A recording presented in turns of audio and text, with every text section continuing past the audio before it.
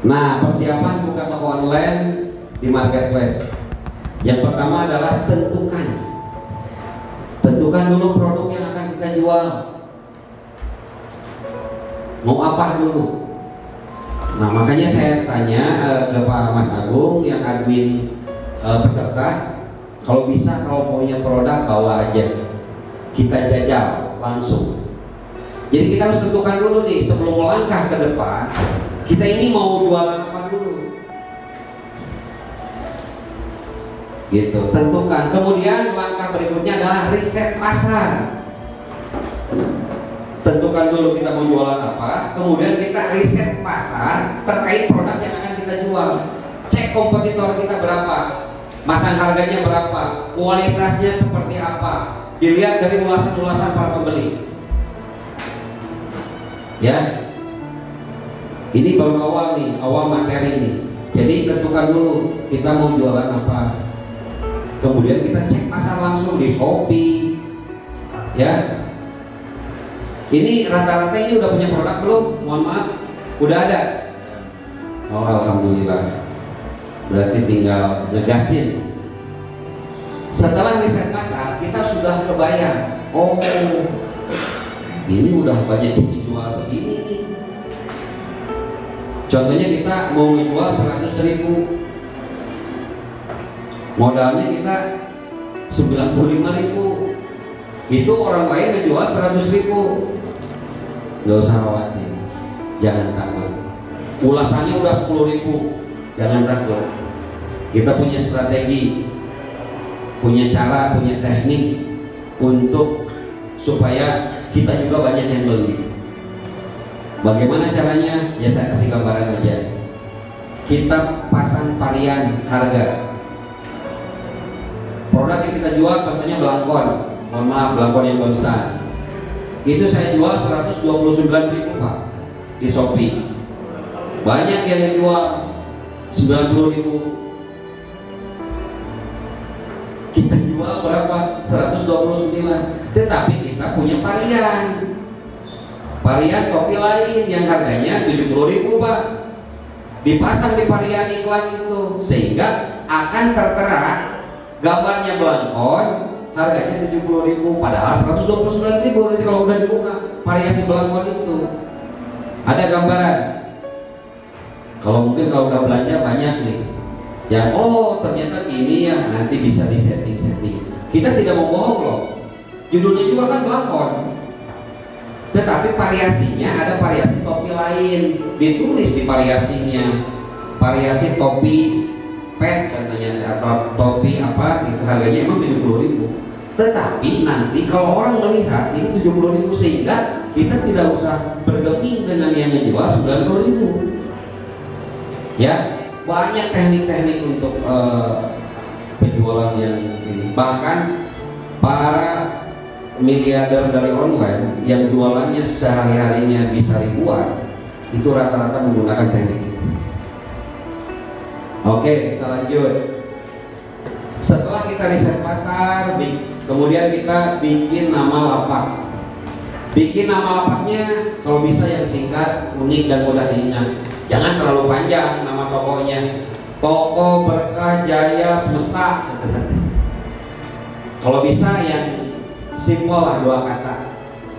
Tokopedia, Bukalapak, Shopee, TikTok, kan gitu. Jangan sampai terlalu panjang. Biasanya nama tokonya nama anaknya, tapi nama panggilannya saja bisa. Kalau bisa harga nama lapaknya, saya yang salut ini ada nama lapak harga pas. Nama lapaknya harga pas. Kalau boleh nama lapaknya Slong Giriwil atau nama lapaknya Top Chair bisa. Tapi cari aja yang enak, yang bagus. Kemudian langkah kedua setelah kita punya lapak, punya membuat lapak, itu nama lapaknya sudah terbentuk. Kemudian siapkan foto produk yang menarik. Foto produk yang menarik, jelas, cerah, beresolusi tinggi, lengkap dari berbagai sisi.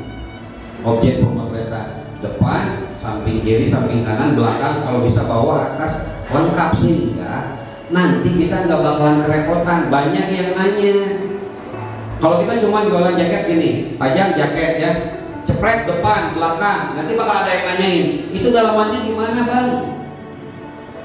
Nah itu teh kalau bapak tokonya masih sepi ya nggak masalah dijawab, tapi kalau contohnya model kita, wah ngerepotin pak.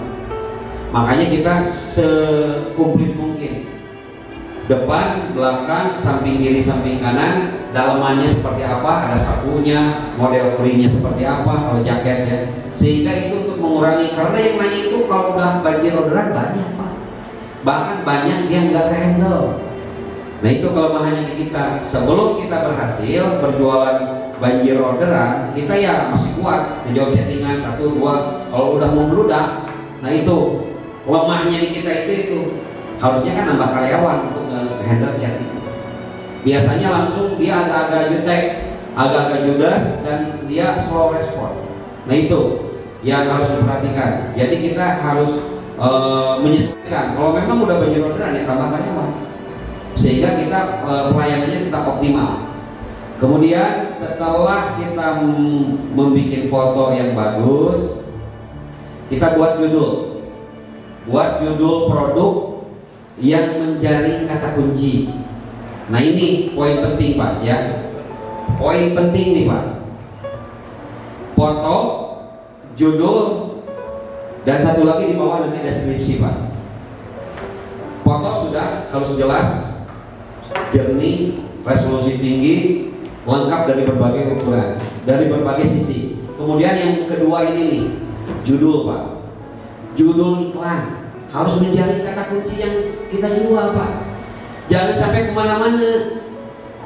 Contohnya kita jualan ikan pinggang pak. Kita jualan ikan pinggang, jelas kita harus mencantumkan ikan pinggang di judulnya pak. Dan itu emang pasti. Tetapi yang saya maksud itu kita harus paham sinonim dari ikan pinggang. Karena banyak orang yang memahami itu malah ikan pinggang tetapi sabuk. Ada juga yang memahami itu bukan sabuk, gesper. Ada yang bilang itu bukan ikan pinggang, sabuk gesper, tapi belnya. Nah, saya saranin judulnya itu masukin aja semua. Meskipun dibaca sama orang, jaga. Tetapi nanti itu yang milih itu bukan orang, robot pak. Robot browser Shopee contohnya. Apabila kita menjual ikan pinggang dengan kata kunci ikan pinggang, sabuk, gesper, bel, pria, kulit asli. Nah itu harus pakai pria pak. Kalau kita sabuknya sabuk untuk laki-laki. Jadi nanti apabila ada orang mencari sabuk pria atau sabuk kulit, itu kan mengandung ada yang di judul itu kan. Nah sehingga iklan kita akan muncul pak. Apabila ada orang yang mencari ikan pinggang kulit, kan tadi ada unsur kata-kata itu, sehingga apapun nanti yang akan dicari terkait ikan pinggang itu bakalan muncul, sehingga nanti banyak traffic yang masuk melalui iklan itu. Semakin banyak orang yang datang, traffic, maka kemungkinan kalau pakai hukum rata-rata akan semakin banyak orang yang beli. Beda dengan kita cuma jualan ikan pinggang kulit asli, udah yang cari gesper, yang cari sabuk, yang cari bel gak bakalan nemu iklan kita. Paham pak?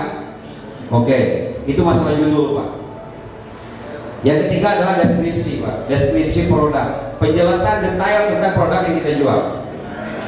Itu menggambarkan secara detail dan lengkap kondisi barang yang kita jual. Jangan lupa yakinkan di alinea terakhir deskripsi bahasa-bahasa untuk supaya dia check out pak. Contohnya kalau iklan-iklan saya selalu bilang gini, gak usah ragu dan bimbangkan, belanja di lapak kami, lihat aja reputasinya dulu, kan gitu saya bilang. Akhirnya dia lihat, woi recommended seller, sehingga dia keyakinannya penuh untuk belanja, tidak takut jelek dan tidak takut ditipu. Makanya kita harus menanamkan reputasi baik di awal untuk supaya kita menuai hasil nanti di akhir. Reputasi kita bagus di mata pelanggan, itu harus dijaga. Makanya barang yang kita jual harus benar-benar bagus dan layak pakai. Oke, jadi saya simpulkan, foto produk, judul produk dan deskripsi. 3.